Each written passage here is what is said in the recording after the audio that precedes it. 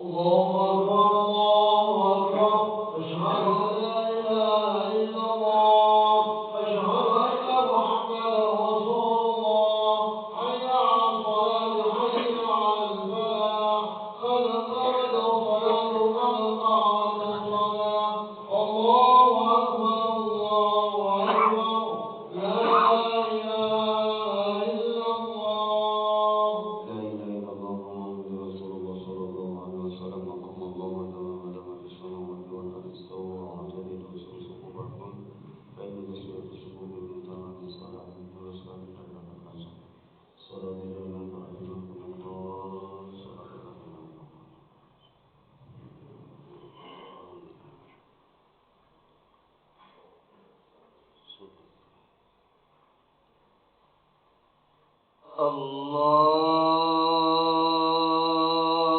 أكبر.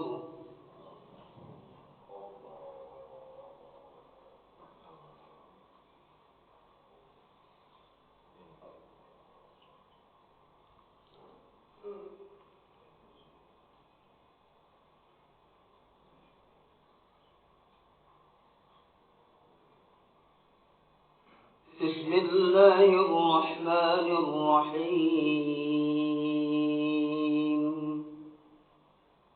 الحمد لله رب العالمين،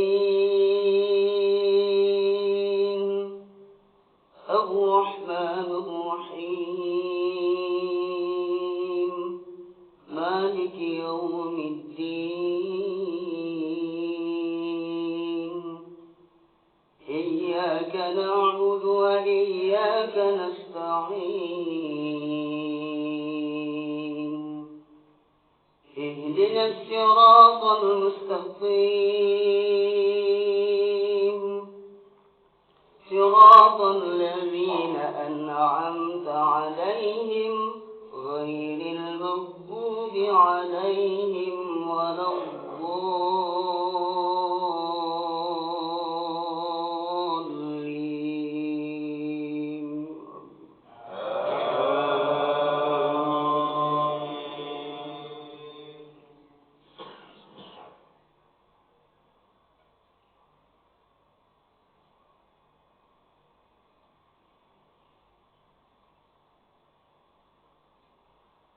إن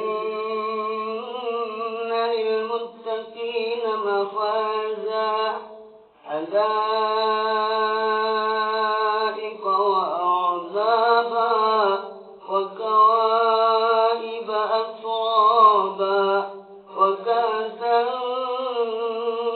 دحاقا، لا يسمعون فيها لغوا ولا كذابا، جزاء من ربك عطاء حسابا. رب السماوات والأرض وما بينهما الرحمن، لا يملكون منه خطابا. يوم يقوم الروح والملائكة صفا لا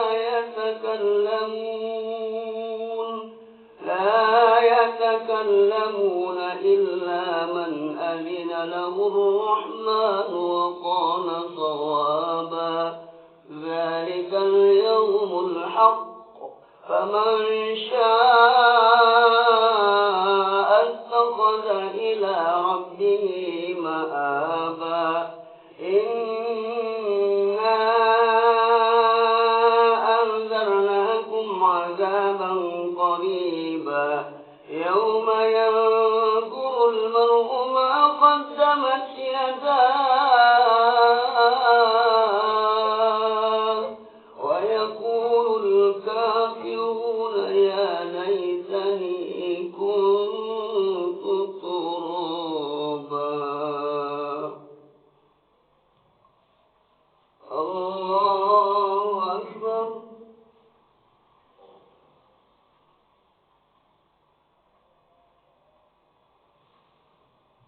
سمع الله لمن حمده.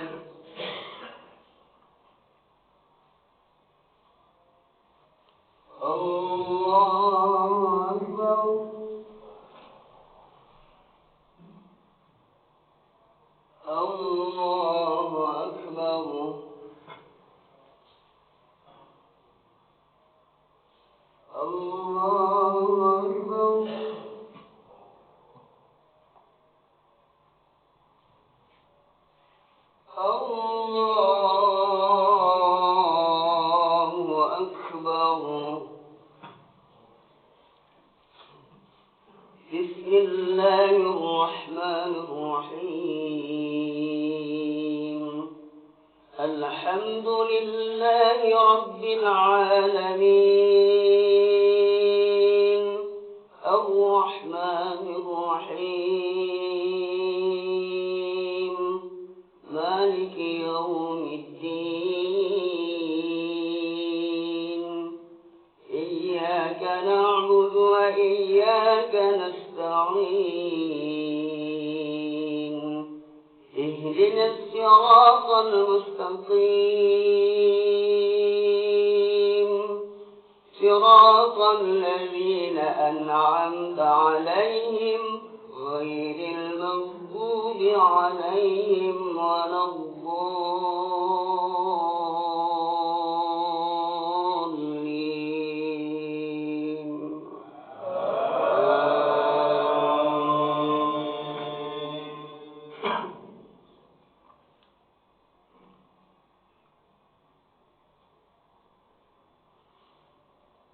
بسم الله الرحمن الرحيم.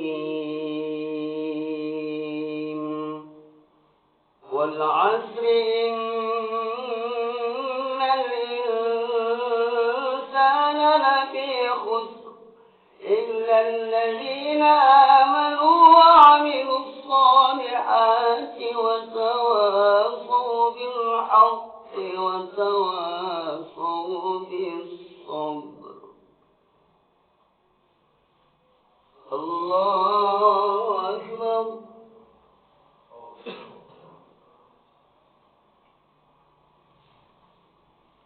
سمع الله لمن حمده.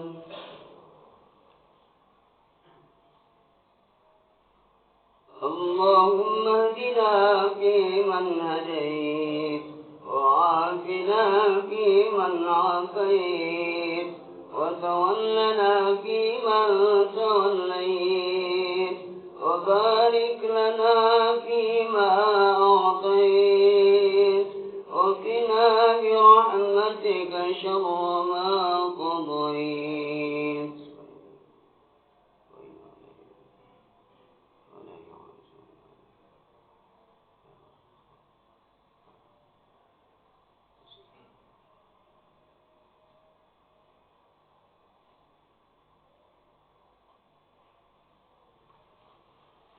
الله أكبر.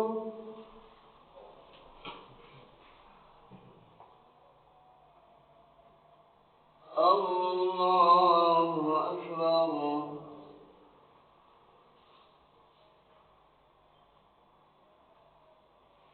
الله أكبر.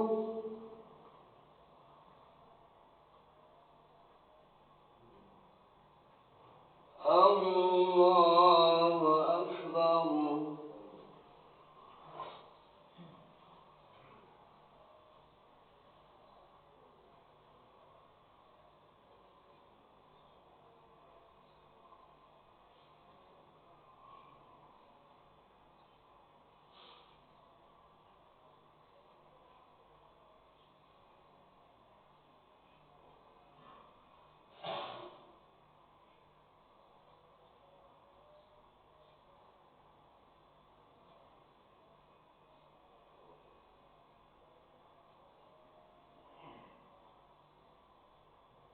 السلام عليكم ورحمة الله. السلام عليكم ورحمة الله. استغفر الله العظيم. استغفر الله العظيم. استغفر الله العظيم الذي لا إله إلا هو الحي القيوم ونتوب إليه من جميع المعاصي والذنوب ولا حول ولا قوة إلا بالله العلي العظيم. لا إله إلا الله وحده لا شريك له له الملك وله الحمد يحيي ويميت وهو على كل شيء قدير. لا إله إلا الله وحده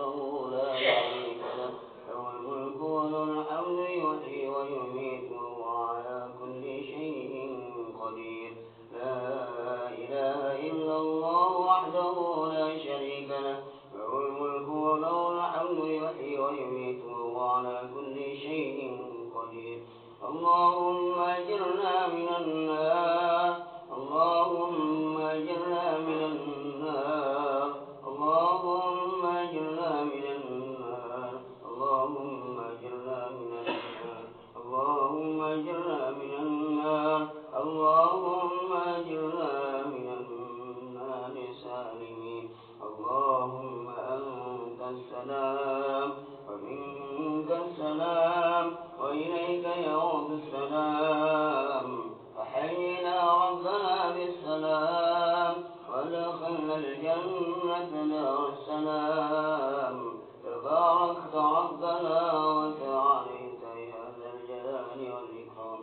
اللهم لا منع لما أعطيت ولا معطي لما منعت ولا راد لما قضيت ولا ينفع ذا الجد منك الجد. اللهم أعنا على ذكرك وشكرك وحسن عبادتك. إلهي يا ربنا أنت مولانا. سبحان الله.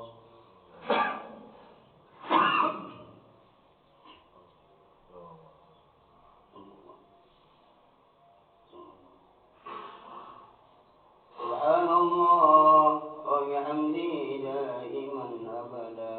الحمد لله.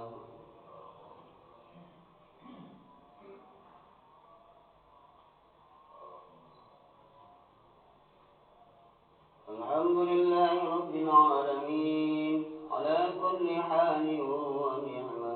الله أكبر.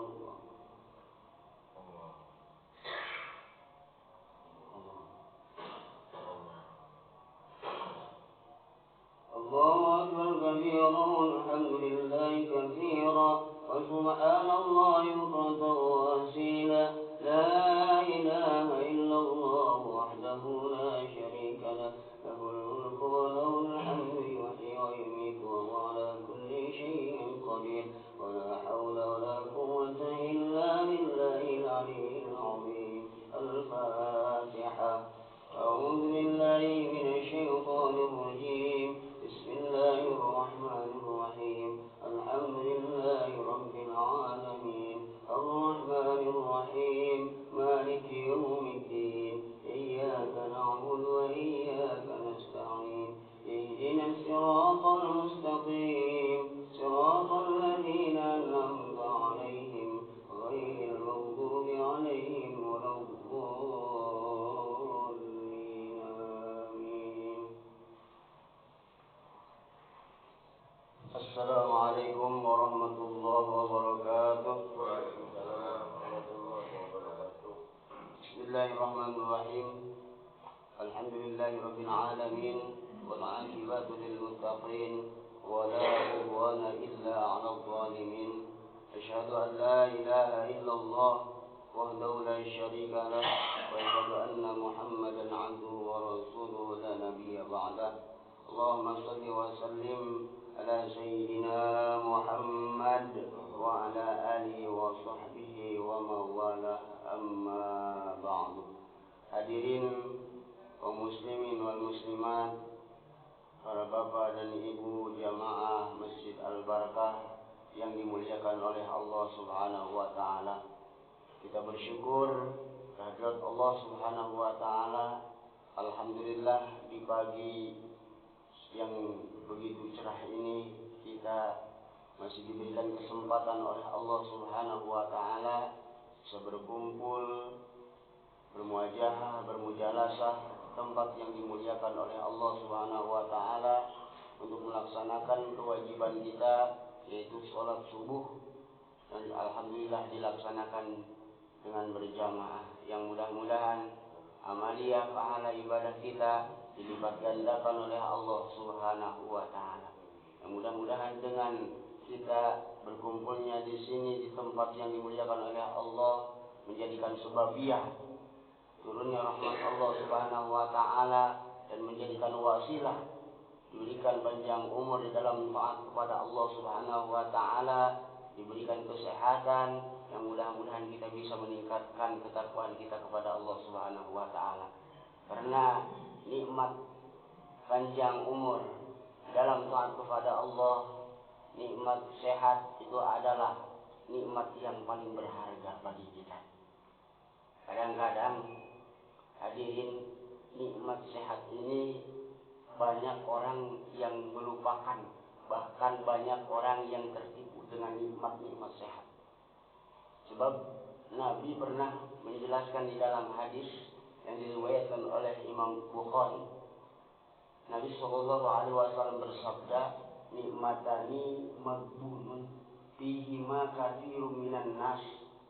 Dua nikmat kebanyakan manusia itu tertipu dengan kedua nikmat tersebut. Mana nikmat yang dua tersebut itu? As-sihatu, nikmat sehat. Kadang-kadang kita lagi diberikan kesehatan oleh Allah Subhanahu wa taala, disia-siakan kesehatan kita. Tidak kita pergunakan dengan sebaik-baiknya. Kalau kita baru diberikan sakit, lawannya daripada sehat, baru kita ingat kepada Allah Subhanahu wa taala. Ibadah benar-benar kepada Allah, meningkatkan ketakwaan. Diberikan lagi sehat. Kadang-kadang kita lupa. Itulah kebanyakan orang yang ketika diberikan kesehatan suka lupa kepada Allah. Ketika kita sakit, dan sakit ada dua, kata Imam Ghazali, ada sakit dohir, ada sakit batin. Kadang-kadang sakit dohir kita selalu terus diobatin, langsung diobatin karena ada banyak obatnya, banyak dokternya. Contoh kita sakit kulit, banyak ada dokternya, ada obatnya. Sakit jantung, sakit apa, semuanya sakit yang ada di badan kita. Dohir pasti banyak obatnya. Tapi sakit batin kita yaitu sakit, kadang-kadang kita membiarkannya saja, gitu, tidak diobatin. Kadang-kadang kalau sakit batin, sakit lahir, kita bela-belain untuk mengobatin supaya sembuh.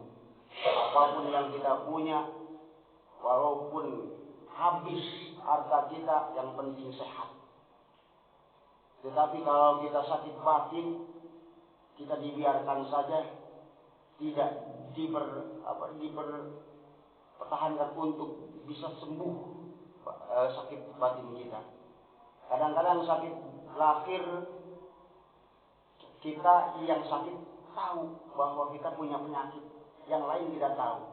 Tapi sakit batin, kadang-kadang yang punya atau yang sakit tidak tahu, orang lain yang tahu. Contoh, sakit sombong, batin kita sombong. Kita kagak merasa sombong, kata orang lain sombong. Pelit, kita tidak merasa pelit, kata orang lain pelit. Itulah sakit. Ini pentingnya kesehatan bagi kita. Maka kita pergunakan kesehatan dengan sebaik-baiknya. Yang kedua, hadirin jamaah yang dimuliakan oleh Allah Subhanahu wa taala, yang suka dilupakan kebanyakan manusia itu yaitu wal faragh, kesempatan, waktu yang luang. Kadang-kadang kita lagi waktu yang luang tidak dipergunakan untuk beribadah kepada Allah, untuk memperbanyak amal ibadah. Itulah penting kita untuk mempergunakannya, karena waktu tidak akan bisa kembali. Makanya kata di dalam keterangan, hari ini harus lebih baik daripada hari kemarin. Hari esok harus lebih baik daripada hari sekarang. Terus meningkat. Itulah yang lebih baik. Karena waktu sangatlah penting bagi kita. Rugi kalau orang seandainya tidak mempergunakan, diberikan waktu oleh Allah Subhanahu wa taala, kesempatan bagi kita tidak dipergunakan untuk memperbanyak amal ibadah kepada Allah Subhanahu wa taala, untuk ketaatan apa yang diperintahkan oleh Allah Subhanahu wa taala tidak kita laksanakan dengan diberikan waktu oleh Allah Subhanahu wa taala, sangatlah rugi. Apa yang telah difirmankan oleh Allah Subhanahu wa taala di dalam Al-Qur'an, di dalam surat Al-Hasr, wal 'asri, demi waktu, Innal insana lafi khusr. Sesungguhnya manusia itu benar-benar ada di dalam kerugian. Rugi. Illal ladzina amanu wa 'amilus shalihati wa tawassaw bil haqqi wa tawassaw bis sabr. Kecuali orang-orang yang beriman, wa 'amilus shalihat, dan orang yang mengerjakan amal soleh, wa tawassaw bil haqq, dan saling menasihati supaya menaati kebenaran, wa tawassaw bis sabr, dan saling menaati supaya menaati kesabaran. Orang yang tidak mempergunakan waktunya dengan sebaik-baiknya, itulah orang yang sangat merugi. Mudah-mudahan kita semua yang hadir di pagi hari yang berbahagia ini, kita masih diberikan kesempatan oleh Allah Subhanahu wa Ta'ala. Pergunakan waktu dengan sebaik mungkin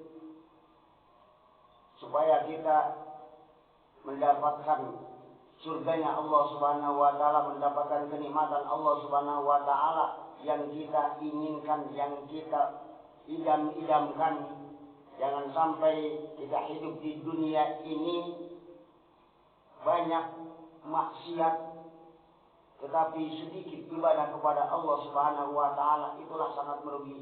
Pergunakan waktu dengan sebaik-baik mungkin, yang mudah-mudahan kita semuanya senantiasa terus meningkatkan ketakwaan kita selagi Allah memberikan kepada kita waktu, memberikan kepada kita kesehatan, memberikan kepada kita umur, yang mudah-mudahan Allah Subhanahu wa Ta'ala menjadikan kita hamba Allah Subhanahu wa Ta'ala yang terus bersyukur, yang pandai-pandai bersyukur kepada nikmat Allah Subhanahu wa Ta'ala, dan kita sebagai hambanya bisa untuk introspeksi diri kita, bisa muhasabah diri kita, sehingga kita bisa memperbaiki amal ibadah kita kepada Allah Subhanahu wa Ta'ala.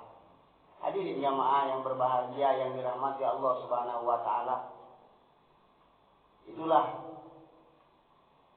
dua perkara yang suka banyak dilupakan oleh kebanyakan manusia. Yang pertama yaitu nikmat sehat, yang keduanya yaitu nikmat luang waktu atau kesempatan waktu, yang mudah-mudahan kita semuanya senantiasa mempergunakan dengan sebaik-baiknya. Mungkin itu yang saya sampaikan, mudah-mudahan ada guna dan manfaatnya. Mohon maaf atas segala kekurangannya. Wabillahi taufiq wal hidayah. Akhirul kalam. Assalamualaikum warahmatullahi wabarakatuh. Bismillahirrahmanirrahim. Alhamdulillahirabbil alamin, hamdan yuwafi ni'amahu wa yukafi mazidah. Ya Rabbana lakal hamdu kama yanbaghi li jalali wajhikal karim wa 'azimi sultanik. Allahumma shalli ala sayyidina Muhammad wa ala ali sayyidina Muhammad. Allahumma ighfir lana dhunubana wa li walidina warhamhum kama rabbawna shighara, wa li jami'il mu'minina wal mu'minat wal muslimina wal muslimat, al ahya'i minhum wal amwat. Rabbana innaka qaribun mujibud da'wat wa qadiyal hajat. Rabbana la tuzigh qulubana ba'da idh hadaytana wa hab lana min ladunka rahmatan innaka antal wahhab. Rabbana taqabbal minna innaka antas samiul alim wa tub 'alaina innaka antat tawwabur rahim. Rabbana atina fid dunya hasanah wa fil akhirati hasanah wa qina adzabannar. Sallallahu alaihi wasallam Muhammad wa ala alihi washabihi ajma'in. Subhana rabbika rabbil izzati amma yasifun, wa salamun alal mursalin walhamdulillahi rabbil alamin.